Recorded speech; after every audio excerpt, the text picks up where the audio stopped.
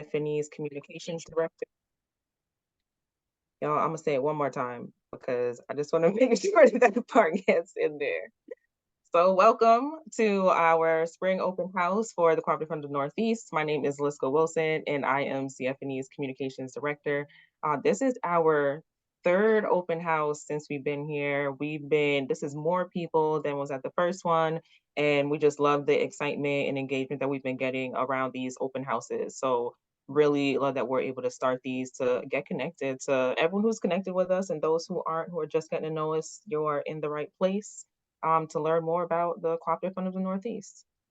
So if you are just getting in the room, we did invite everyone to put their name, state, and organization or co-op that they're representing in the chat. And you can also feel free to chime in on our icebreaker for today. You can just drop this in the chat. Last time we did like a waterfall, but for this one, you can think about it if you need to. I know 2023 is almost a whole 3 months away now, and we are all in 2024. We are all on 2025, but give yourself a quick second to just think and pause and reflect on how well you supported co-ops in 2023, and let us know at least one that you shopped with, and maybe we'll be able to learn about some new ones on our end, and maybe y'all will be able to learn about some new ones as well. So name a co-op you shopped with in 2023, and bonus points, although we're not keeping score because we're all in this together, if it's a co-op in the Northeast, because I know we do have folks that are in Hawaii. I saw Hawaii come through in the chat, so exciting. So feel free to drop that in there as you know throughout the whole presentation. Next up, before we jump into everything, for those who are new to cooperatives, for those who are new to CFNE, what you see here on the screen is our mission statement as it's written, but I know that probably at least 50%, and I'm being generous, so you're not going to remember this word for word. So a short version for you, if you can only remember one sentence, all you have to remember is CFNE lends to and supports cooperative businesses in the Northeast. And then if you feel like you have some extra capacity to remember a little bit more, then remember these two extra points. CFNE's lending program was developed for co-ops, so that's one way we're different from other CDFIs or other lenders or banks. And CFNE offers free or low-cost coaching and learning programs, also pretty much specifically for co-ops. So you can kind of get all that business development, co-op development thing that you need right here. And if we don't have it, we work with partners across the Northeast to help support you as well. So that's the quick and dirty about CFNE. Up top, if you're questioning capital investors, donors, staff and board, community at large, that's all the folks closest to our network of how we get all this amazing work done. And also, I'll drop our website in the chat for you as well if you want to poke around and take a deeper look while you're on the call. And once again, a couple more housekeeping things before we jump into the actual bread and butter of the presentation. So if you are already subscribed to our CFNE News email newsletter, or if you get the print version, you may have already received that within the past couple weeks, then you would have seen that we started putting some brief on there. Some of these weren't on there, so you'll learn a few new things in this moment. But real quick, title changes. So going into the year, we have 2 staff members on board who went through title changes. We have Johan Matthews, who I think is on this call if you want to chat with him. He is now our ecosystem strategy manager, formerly was our community engagement facilitator. And while he continues to provide technical assistance, his new title reflects his role in building our strategic participation in our wider ecosystem. We also have Josie Shagbert, who is being my amazing support today on this call. So again, say hi to Josie. Josie is now our capital and culture manager. She was formerly our administrative manager. Her new role and title reflects her shift into focusing on fundraising and organizational development, which she was doing a lot of that stuff already, but she's doing it in an even deeper way now. Cooperate Connecticut. Cooperate Connecticut was founded and launched by our Co-op Navigator Fellow, Varun Qatar Sharma. It was launched back it was fall of 2023. I think it was October, November. It was a big, amazing event, y'all. So please check that out. We do have that brief on the website. Information. It's a statewide network across Connecticut founded to foster economic cooperation. Real Leader Impact Award winner, CFNE was awarded award recipient of the 2024 Real Leader Impact Awards. Real Leaders is an independently owned certified B Corporation and member of the UN Global Compact. Their mission is to unite far-sighted leaders to transform our short-sighted world. I encourage you to check that out. Lots of other cool organizations on that list, and we are proud to be a part of it. And then lastly, well, not lastly, almost last, 50th anniversary is coming up. There's not a link or anything for briefs 4 and 5, but just wanted to give a quick teaser. If you did read the mission statement, definitely kudos to you. And if you did the math, extra brownie points. Next year, we're celebrating our 50th anniversary. This year, we're doing a lot of thinking on it and a lot of how can we celebrate all these things next year. So stay tuned to socials, to your emails, to our website for how you'll be able to engage with those activities in 2025. And then lastly, for real this time, board recruitment.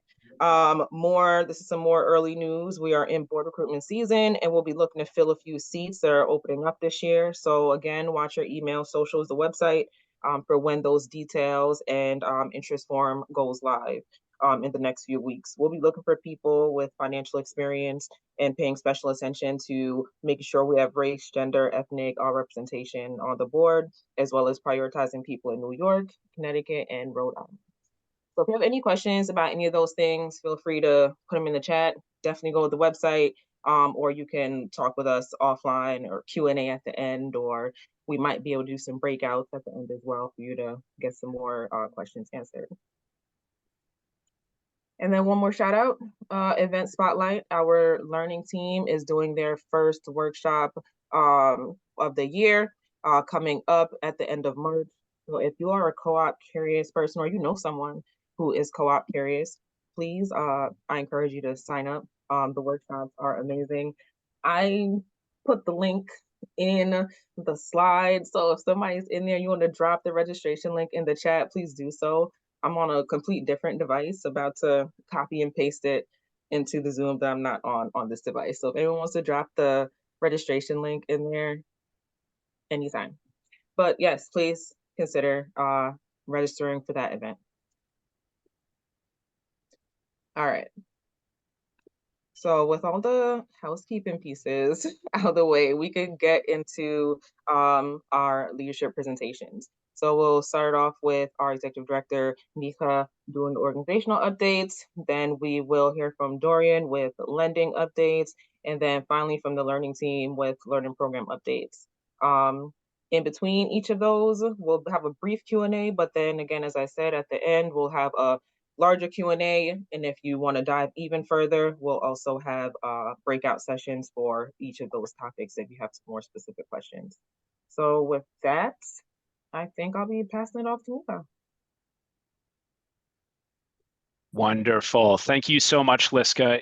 It's really great to be here with you all. I really appreciate you all taking some time out of your day to learn more about CFNE and build community together. Just want to acknowledge, in this call together, in addition to CFNE staff, we have former staff and board members, we have clients, we have investors, we have partners, and we have future best friends as well.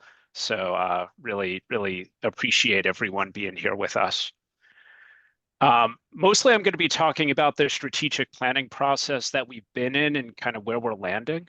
But before I do that, I want to kind of summarize some of the big highlights from the last strategic plan. So we just closed out our 2021 to 2023 strategic plan. Driven by that plan, we grew rapidly. Our staff almost doubled. We're now at 15 full-time equivalent staff. Our portfolio grew by 2/3 from $24 million to $40 million over that time. And we launched a number of major ecosystem development programs, some of which you'll hear about more later. These include the Capital Region Co-op Connection, the Co-op Navigators Fellowship, and in partnership with the Co-op Development Institute, the Participatory Management Initiative and the Northeast Transition Initiative, also called NETI. This has all drastically changed the impact that we're having in communities from down East Maine to Western New York. both in the capital that we have available to lend, as well as many other supports that we're providing communities seeking cooperative solutions to their shared challenges. So in preparation for a new strategic plan, we engaged in a robust year-long process of data gathering and analysis to determine where we should focus in the coming 3 years. Our process began with articulating organizational values. And where we landed was that we value justice, we value the way that you co-op, we value meeting people where they're at, we value long-term relationships, we value durability, and we value commitments. We then brought in Firebrand Co-op's Darnell Adams to facilitate some all-staff and all-board SWOT analysis, and that helped us really identify how we saw ourselves in the ecosystem. What are our strengths and weaknesses, and where are there external opportunities and threats that we need to prepare for? With this understanding, Darnell helped us test our self-assessment against our stakeholders' impressions of us. She sent out a survey to all of our clients, investors, and community partners, and we received 200 responses. She organized interviews with 8 clients, predominantly those rooted in different BIPOC communities, as well as hosted an investor focus group. I really want to appreciate everyone on this call who helped participate in those critical efforts. After comparing stakeholder impressions of CF&E to our self-assessments, we drafted a strategic North Star, 5 goals, and a number of supporting objectives. Later, actually next week, our board will be discussing the draft, and while I expect them to approve it, what I'm sharing is preliminary. It's not finalized yet. Certainly, as it becomes finalized and we operationalize it, you'll be hearing a lot more about it. So first, I want to start with our North Star, which is racial justice, specifically that all communities have equitable opportunities to form, fund, and operate thriving cooperatives. We see this as a North Star because it really influences all of our other goals. And most of the activities that fall under this North Star and drive this North Star actually occur under the other goals. What the North Star really does is help us focus where we're innovating and expanding. We're not stepping back from serving predominantly white communities, but we're working to drive resources to communities that have long sought cooperative solutions, but have often lacked access to co-op development. We also continue to see racial justice both through a universal design frame and through a reparative frame. So what do I mean by that? By universal design, we know that by centering the needs and experiences of those most marginalized, we'll be able to better serve all of our clients. And by reparations, we know that some of our work needs to address particular harms inflicted on particular communities, especially Indigenous and Black communities. So that's our North Star. The North Star is followed by our first 2 goals, which are both programmatic goals, capital access and ecosystem development. Our capital access goal, as currently envisioned, is that all cooperatives have access to the types of capital they need to thrive. This goal envisions more deployment of our existing products, expanded referral sources to other trusted capital providers when our sources don't meet a co-op's need, and deepening our use of different underwriting methodologies when appropriate. The second goal, ecosystem development, envisions an exchange of knowledge and cultivating relationships and resource streams that support equitable, effective, culturally relevant, and adequately resourced co-op development in the region. Among other things, this goal envisions program development with different marginalized communities to both learn from local needs and practices and share our experience as an almost 50-year-old co-op lender. And then these 2 programmatic goals are supported by 3 infrastructure goals that ensure that as we grow, we maintain healthy organizational culture, communications programs, and strong business operations.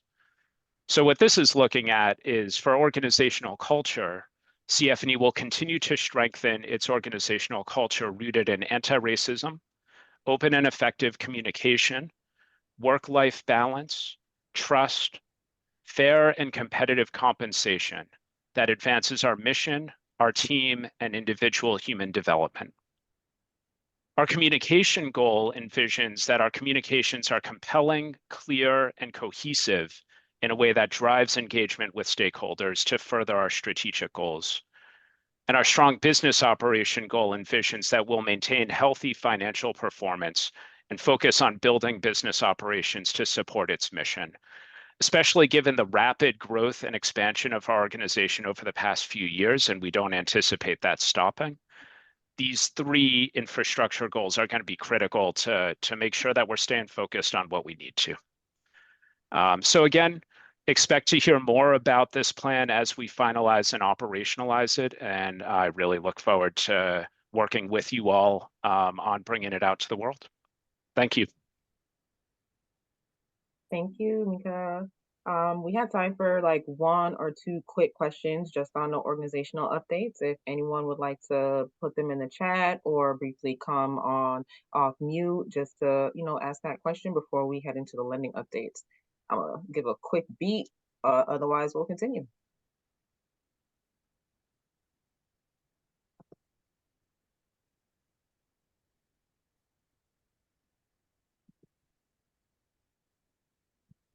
All right.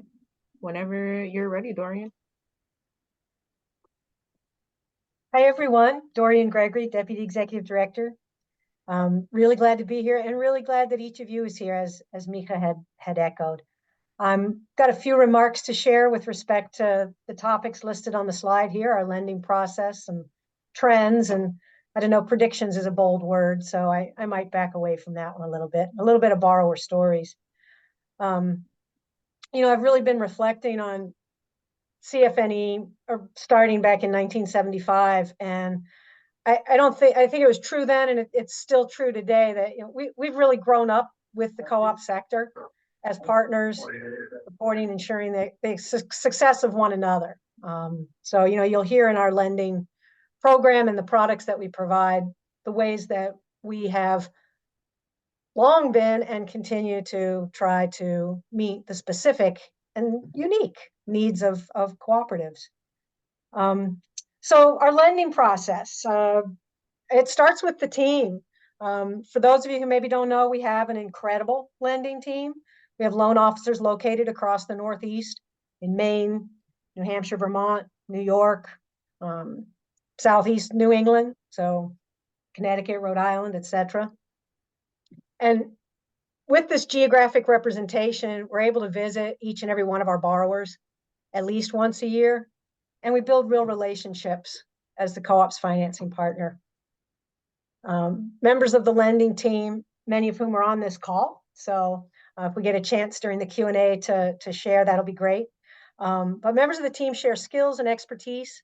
Collaboratively, they're recognized as leaders in the field, presenting at national, regional, local conferences and gatherings of economic development experts to spread the word about the power of the cooperative ownership model and best practices in financing co-ops.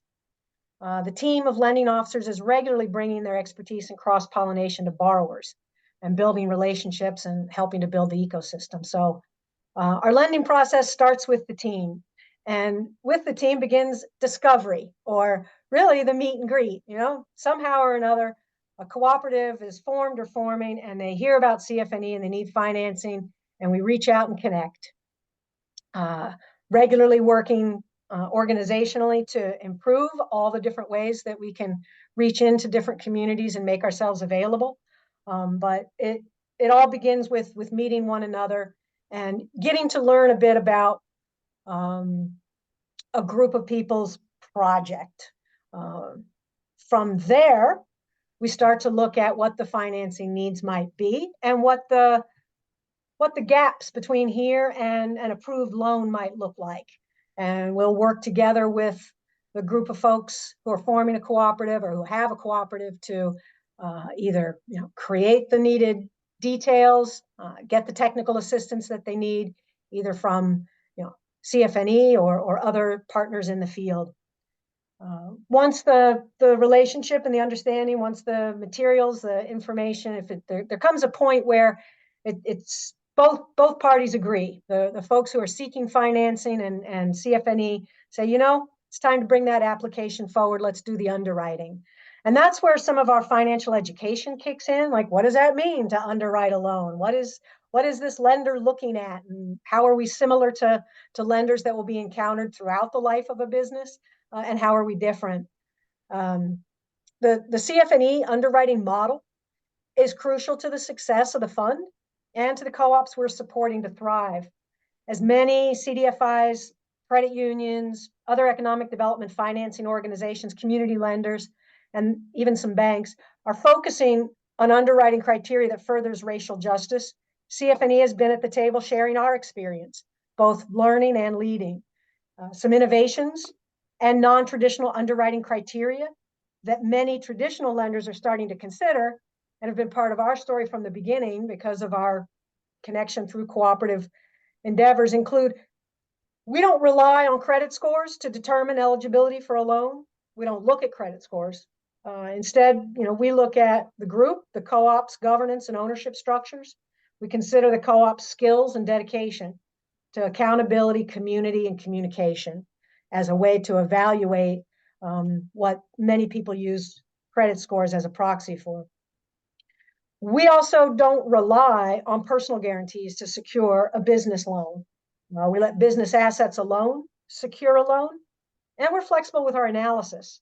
Of course, we look for real estate, hard assets to secure a loan, but we can also lend on contracts, on perishable inventory. We love to tell the story of allowing green coffee beans to secure one of our first loans we made to Equal Exchange back in the day. And this, everyone can agree that proved to be pretty good.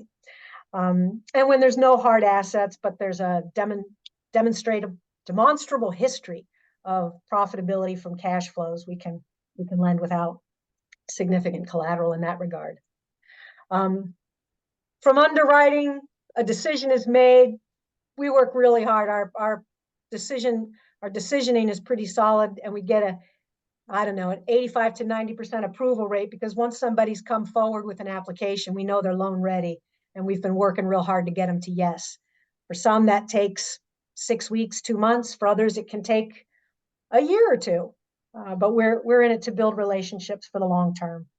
If a loan is approved, we work to get the documentation in place and get them funded as quickly as we're able to, and then move into servicing the loan, meaning collecting payments on those loans, checking in to see how things are going, providing support if needed. We try to continue to be as friendly and flexible as possible.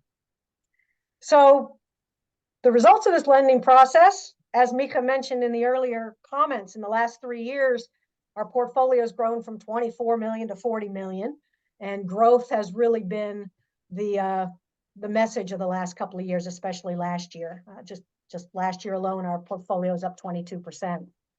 What are we seeing for trends? What are we seeing for the future? Looking at the portfolio today, we've hit that with a real milestone for us. At least a third, a little more than a third now, the portfolio is made up of worker cooperatives. And that's not surprising given the economic situation that we're all in, that worker ownership is really an appealing method for kind of meeting these economic uncertainty head on. So we're seeing increase in the number of conversions of sole proprietor to worker ownership, as well as an increase in startup co-ops. This year, we financed 4 new startup worker-owned businesses, and that included 2 of our co-op launch loan product. And we provided additional working capital and real estate purchase loans to 8 existing worker-owned businesses. Our launch loans are geared towards small worker-owned businesses that are emerging in communities that have been denied access, not only to traditional financing, but also to strong co-op development ecosystem support. So 2 new co-op launch loans this year, both to immigrant-led and immigrant majority co-ops, Tortilla Semilla in New Haven, Connecticut.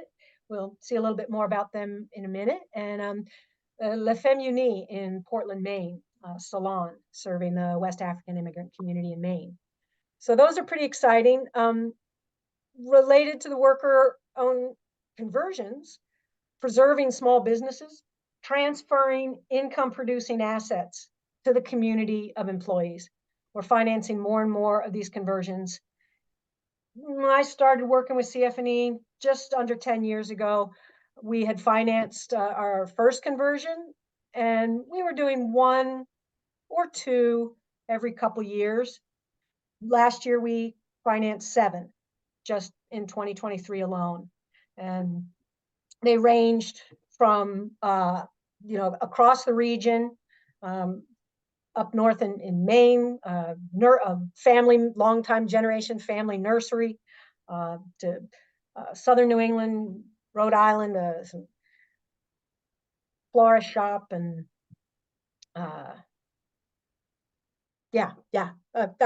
a list I can share later, but without going into a whole list of 7 different conversions that we financed, let me talk about other things in the portfolio as well. An increased interest in housing co-ops and resident-owned communities. These, again, in response especially to an affordable housing crisis that many of us are facing across the region, folks are looking at small housing cooperatives to solve, and the conversion of mobile home parks. We financed two ROCs, resident-owned communities, and 1 new housing co-op, with more in the pipeline. And food co-ops continue to be a stalwart of the portfolio, still at least a third of the portfolio. Really focusing on food systems, food justice. They continue to be a strong part of the portfolio. Communities continue to resist the corporate control of the food system. Find a community-owned grocer to be a powerful economic supporter of jobs and farms and local communities. And in 23, we financed 5 food co-ops, either through a new expansion or a startup phase. And one final note, just looking ahead, climate change. Co-ops are usually about more than profit. They prioritize people and the planet as well, the so-called triple bottom line. And this translates for us in our portfolio in a lot of different ways. We have food co-ops with solar arrays that offset the high energy use of refrigeration. We finance energy conservation renovations to housing co-ops and resident-owned communities. Several of our worker-owned cooperatives are in the green energy field directly: solar installers, energy efficiency contractors, green builders, and the like. So all of this is to say the financing that supports the transition away from fossil fuels and toward a more sustainable future for the planet is front and center, and fully aligned with our mission of financing cooperatives and creating a thriving co-op sector. In the borrower highlights, we bring your attention to a couple that I pointed to in the earlier comments. 4 Buds is a small worker-owned startup cooperative in Rhode Island. Interesting backstory to this, that a group of florists working at a florist company had the opportunity to buy the business that they were working for. The sole proprietor was thinking about selling. Well, that deal fell apart for one reason or another. But the folks who had gotten the co-op bug and thought that it was a good idea to push this forward didn't stop there. They started looking around, and they ultimately found a different florist that was looking to transition or retire, get out of the business, and sell their business to this newly formed cooperative. So they're doing fabulous, and we're glad to be able to support them with a line of credit loan to help them with their working capital. The next one that I think is showing up here is Tortilleria Semilla, which I had mentioned previously. Again, one of our co-op launch loans. So working with our learning team members, as well as our lending team, to obtain financing and use it to do the things you need to do to get a business off the ground. That, debt isn't necessarily the best kind of capital to take on at such an early stage. But it's been really exciting to work with this group. They've been really responsive to the kind of technical assistance that we're providing, and they themselves have been really measured and cautious and thoughtful in their ways of trying to take advantage of a needed opportunity, because when it's maybe the only way to make it happen, but doing it in a way that's really trying to serve them as well. So we're excited to continue to work with them, and glad to be part of their story in succeeding. And the last highlight is a longtime borrower. I say long time, I guess they've been in the portfolio for 5 or 6 years. They converted 5 or 6 years ago, at which time we supported the purchase of the business, partnered with a local lending institution that provided some individual loans to the baristas who were pulling their equity contributions together so that they could contribute something to the purchase of the business. And Rock City Coffee Roasters, they were doing pretty well. Pandemic hit, a lot of challenges, but they came through, they weathered them well. And as they came out of it and things were getting better, they had the opportunity to purchase some real estate for their own roaster, to move out of rented space that was too small. And so we were able to finance now the purchase of real estate for this worker-owned business. And that's a little bit, we're seeing that as a little bit of a common pattern, that, you know, there's the first stage of converting from sole proprietor to employee ownership. That new co-op gets its feet underneath them. They prove to themselves and everyone else that yeah, they not only can they do it, they can do it well. And then the opportunity to either purchase the facility they're working in or purchase a better one that meets their expanding needs arises, and they're in a position to do that, and we're right there with them, growing alongside.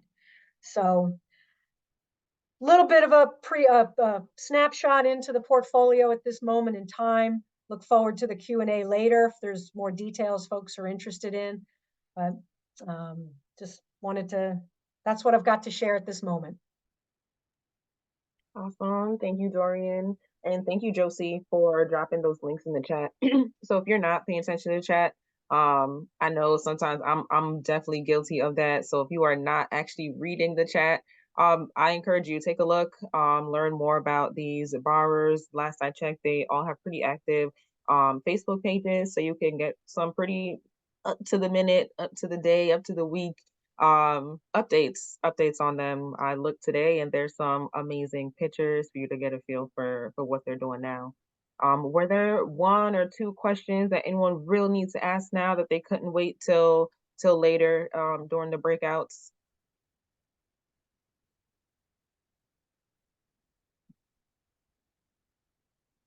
Checking the chat. All right, so we'll keep it rolling. Last up, we have learning team. So I will pass the time. So I think I'm passing it to you, Carolyn. Thank you, Liska. Yeah, hey everybody, I'm Carolyn Edsel, and I'm the program director for the learning team. I'm joined by Johan, who can introduce himself in a second. The learning team supports emerging co-ops, applicants, borrowers through coaching, content, and connections. And we consider ourselves a learning team rather than, you know, the CDFI kind of jargon of technical assistance, because we're in a posture of mutual learning with our clients. We're not trying to stuff them with information. We want to be learning together with them. So, you know, we're helping them maybe become loan ready, get better at communicating with each other, pivot and adapt to changing market conditions. And they're teaching us about the diverse ways that people are coming together to solve their own problems through community ownerships and cooperatives. So today, Johan and I are going to just provide a few updates on what the learning team has been up to, as well as these 2 programs, the Co-op Navigator Fellowship and what we affectionately call NETI, the Northeast Transition Initiative. If you get our newsletters or a Co-op Monthly, you might already be familiar with these. I beg your indulgence because I'm going to try and just give a brief explanation or we're going to try and give a brief explanation of those 2 programs. Yeah. So I'll pass it off to Johan for the first one. Hey everybody, Johan Matthews, Ecosystem Strategy Manager here at CFNE, part of the learning team. And I'll share a little bit about what we're up to. As Caroline mentioned, one of our core activities is to offer coaching to emerging and existing cooperators and our borrowers, folks who just need someone to talk to about their goals and how to achieve them. And so we've been busy. Over the last 5 years, we've experienced a lot of growth with our learning offering around coaching. You know, probably over the past 5 years, over 500 touch points, almost 500 hours. We spent a lot of time helping people to move forward as they're trying to solve problems cooperatively. And to support some of that growth, we've invited Carla Torres to join the team. She's on the call. Maybe we should give a wave. She's awesome. She has a background in financial coaching, helping folks to move their personal financing forward. And so she's a welcomed addition to the team and just a cool person, nice to be around. Definitely will help you if you're looking for some coaching. So Carla also adds extra capacity for us to do more intensive coaching, especially with Spanish-speaking communities and folks who can take advantage of our launch loan. So we needed that, and we have that. So we're hoping to keep up with the demand. Another thing we do is to offer trainings and content, relevant content to folks who are in our co-op ecosystem. And one of the ways we're hoping to do so quarterly over the next year in 2024 is by offering our rendition of a Co-op 101, which we're calling Co-op Curious. So are you co-op curious? Are you an entrepreneur, an organizer who have, maybe somewhat familiar with community ownership models or cooperative models, and you'd like to learn a little more, get a little deeper into this tool? That's what we're hoping to bring to folks. And we're hoping to do so in a community coaching format. So you get that education and you get to connect with our learning team, our coaches, but you also get to learn from the lived experiences of cooperators across the Northeast. So we're hoping that this is something that is of value and it's unique because being a financial institution working with co-ops, we see the entire life cycle of a cooperative, and we're able to kind of be a little bit more empathetic and to see where we can make those connections. So we think that'll be of value to folks. Another thing we do is, as I said, provide connections. And one of the ways we've been connecting with emerging communities who are interested in cooperation would be through our Co-op Navigator Fellowship. So some of you may be familiar with this program. Some of you may not be. This program is a 3-year learning experience for co-op interested entrepreneurs and organizers. During that 3 years, CFNE partners with a locally led, community-centered economic development organization.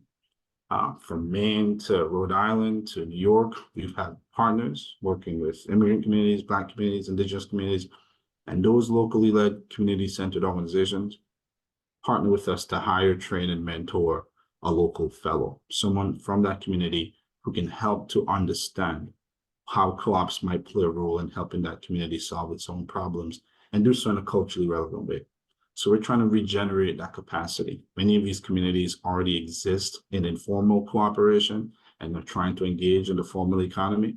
And so the cooperative enterprise model could be helpful. And so that's what we're hoping to achieve with this fellowship. And this past fall, in the autumnal Cape Side woods of Essex, Massachusetts, we gathered a bunch together. Normally we would gather the fellows. In year one, we would speak to the fellows by themselves, help them to learn these concepts, and we would work with the Hope Source sites by themselves, help them to think about this. But in this retreat, we all came together to grow together. So this retreat was designed for coevolution. We're hoping that the folks in Maine can learn from the folks in New York, and the folks in Rhode Island can learn from the folks in Connecticut. And we can kind of work together to figure out how do we sustainably learn, incubate, and develop projects that the fellows are working on in year 2. And so there's a lot of peer mentoring going on, not only from the fellow perspective, but from the whole site. So that's a bit about what we've been up to with the Co-op Navigator Fellows. I'll turn it over to Callan to talk a little bit about NETI. Yeah, thank you. And actually, I'm just going to tag on about the fellowship to say that, you know, CFNE made a pretty major investment in order to make it a 3-year program. We, did about 18 months of kind of R&D and lots of deep conversation with our partners about what would make this feasible and useful for their communities. And what we heard was, nobody can do something in a 1-year grant cycle. And so, we invested our net assets in being able to fund a 3-year program, more heavily weighted toward the first 2 years of that. And now, the sustainability part is it's up, it's running, it's making a really big impact both on the individual fellows as professionals and also on the communities where they're working. So the challenge is really, okay, how do we sustain that for year 3 and into the next cohort? So just to put in a little plug, if you get our materials, know that you're going to be hearing more about that. And with that, yeah, I'll move on to Nettie. Thanks. So Nettie, Mika mentioned a little bit about this at the beginning, is a new partnership led by CFNE and the Cooperative Development Institute in partnership with a whole slew of wonderful co-op development and economic development partners. And it really takes a multi-pronged approach to how do we transfer wealth to low-income workers through employee-led buyouts and co-op conversions. And we've been working in this space for a long time. I worked at a yard and a half landscaping, which converted to a co-op in 2014. CFNE was our lender. That's how I got hooked up with these fantastic folks. But we've learned a lot in this space about what gets in the way of successfully transferring businesses into the next generation by passing them on to workers, and particularly passing them on to workforces that are predominantly folks of color and low-income folks. So Nettie's really trying to address both the crisis of business closures and liquidations as baby boomer folks are retiring, and also the persistent racial wealth gap. And there's, a number of different approaches to this, but the most sort of active right now are one is we've pulled together a cohort of 16 economic developers and capital providers from throughout the region.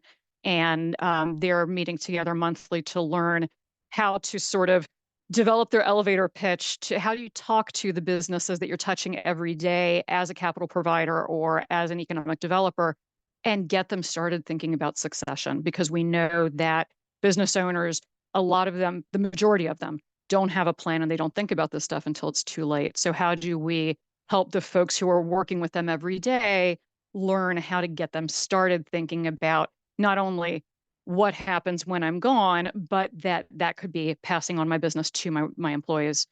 We also are developing a worker owner readiness curriculum, realizing that a lot of the materials so far on employee ownership have been targeting the business owners who obviously, yes, they have to be willing and interested and buy into the idea of selling to their employees, but those employees have to be ready to take the baton.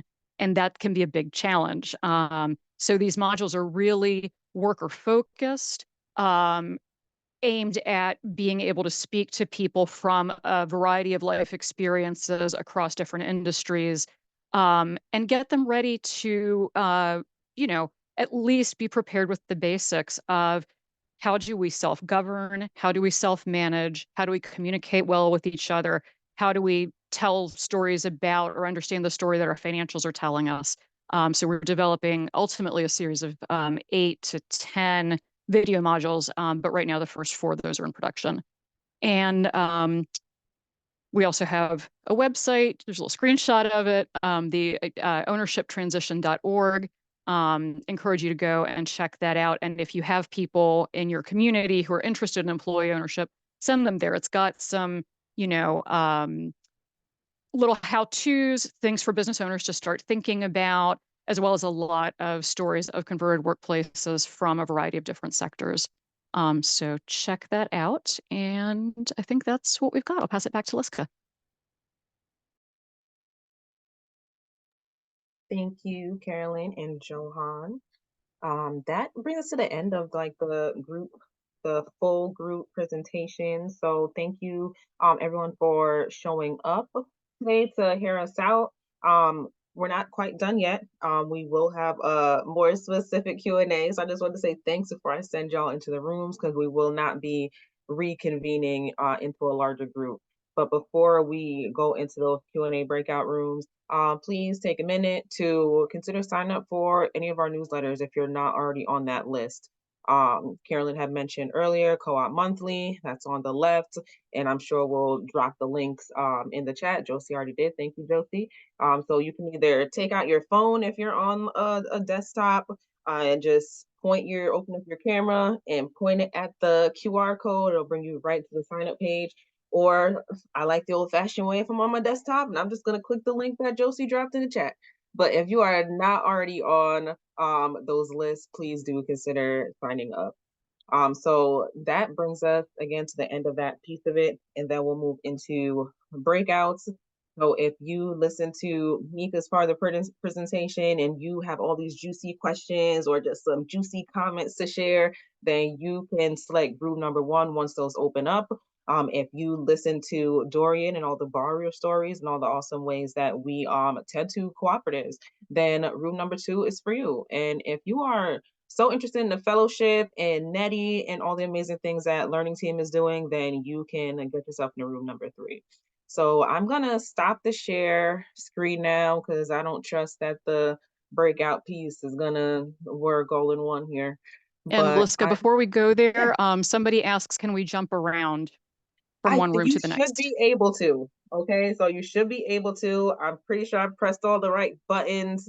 So I'm gonna open it up. You should be able to jump around. So